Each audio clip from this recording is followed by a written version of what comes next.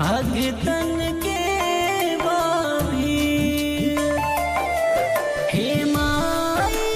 रोर चरनिया में भगतन के बाभी दुखियन के तू दुख हरेलू नष्ट कर सब पीर भगतन के बाभी हे माई रोर चरनिया में भगतन के बाभी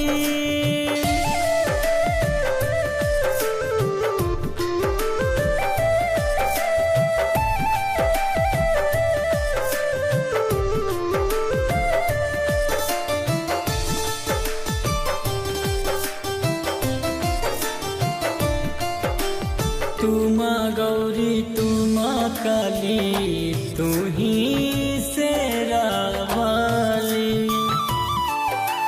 तोहरे द्वारे जे भी आवे ऊ ना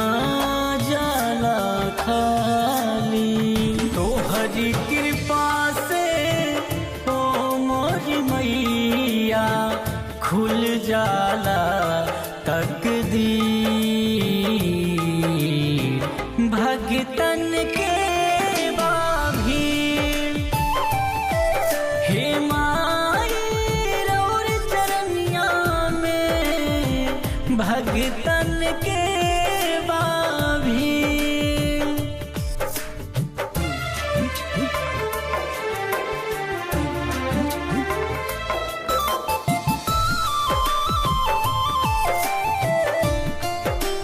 जब से तोहसे आस लगल बा मन में बा विश्वास हो तोहसे लगन लगा के ज्ञानी बन गई कालिदास हो राजा कुश शिवाम के अखिया से गिरनी भगतन के बाभी हे माई रोर चरनिया में भगतन